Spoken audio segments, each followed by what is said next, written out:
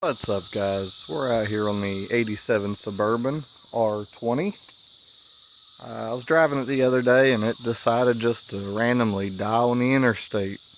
Just shut off, no warnings, no nothing. Battery kind of like flickered on it, like the lights flickered, but everything was running the right temperature, right pressure. Wasn't sure what it was, but I got talking to a buddy of mine. You can check him out. I'll have him in the links below. It's Big Joe's Man Cave. He's kind of my go-to guy for talking about anything with the engine. He knows more about it than I do, but he's been helping me out with it here, and he has me thinking it's the ignition control module. As you can see, I've got the air cleaner and everything already pulled off. It's sitting over there. Cold air intake, all that stuff. It's thrown over there. It's nothing major. Get back in here, and on an 87 Suburban with a 454, that's a 7.4 cylinder in it, or a 7.4 liter 8-cylinder engine. It's the big block. Ignition control module is going to look like this right here. I got CarQuest because there's an advanced near me and it's easiest. It's going to look like that right there. That's the other side of it. It's going to look like that. And it goes on the back side of your distributor. So we got to pretty much pull all them wires off and everything. So I'm going to go through and number them all. That way it don't really matter to me which one's which, as long as I know and there's pictures to show which one goes where.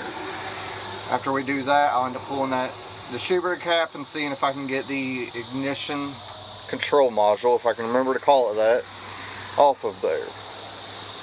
I've got some wires coming for it tomorrow. I've never cut my own, so I just got the direct fit ones. I'll be getting those tomorrow and we'll probably replace them then, but I need to know which ones go where. With that being said, we're going to go ahead and dig into it here and see what we can find and see if this will actually fix it, because like I said, I was driving down the interstate and it just randomly shut off. Sat there for about 5 minutes. After about 5 minutes it started up like nothing ever happened. Wasn't real sure what it done. It did seem like I had a little bit of a misfire in it there for a while.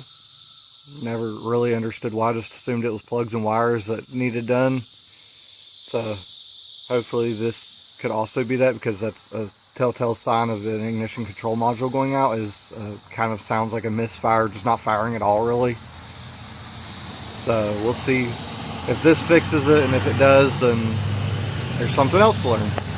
But go ahead and stick around. We'll end up getting into it. If I don't finish it today, I'll get to it tomorrow or the rest of this week, but I'll have all the video uploaded at once. So as you're seeing it now, it'll be done hopefully. We'll see if it fixes it. As you can see there, I got them all numbered. No, that does not indicate which firing order or anything. That is solely just so I can look. Be 1, 2, 3, 4, 5, 6, 7, 8, 9, 10.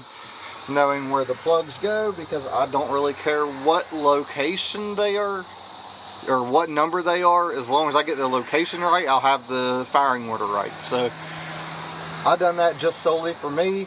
You do your way. If you find it easier to do it the other, then that's your way, you do it.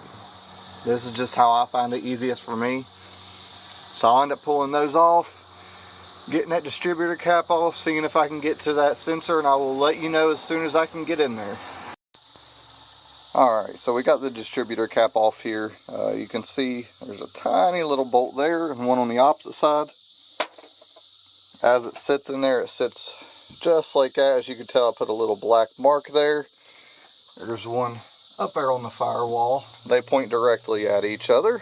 That way I can line it up next time when I put it back on there. But those screws there, you can use a Phillips. I found it easiest just to grab a socket. It has to be a real small one. It's a 732. Make sure you have a short extension, or it doesn't matter about the length, but the size, it has to be a 1/4 inch extension, because if you try to go too big, like going up to that one, it didn't fit. It's a tight area in the back. The front was fine, but the back wouldn't fit hardly. As I was looking at this, started looking, and you know, outside don't look awful on it. I mean,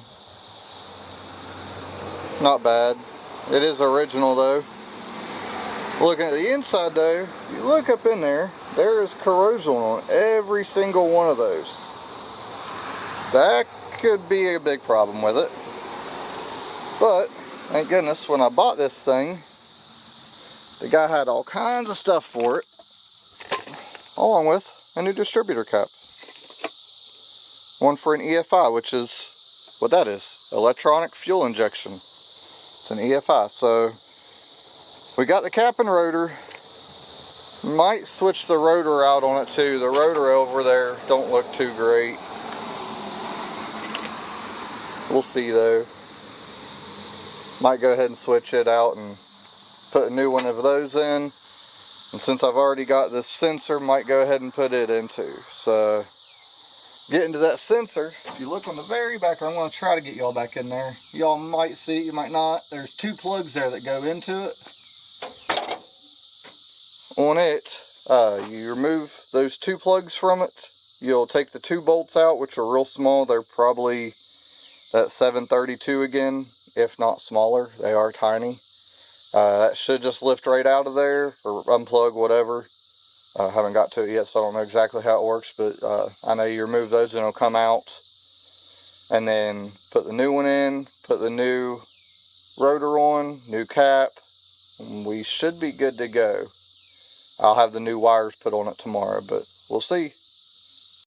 Alright, so we were able to get this off of there.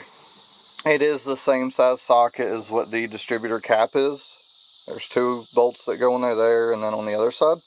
You'll remove both those plugs. Once you get it out, you'll kind of loop it back around the distributor,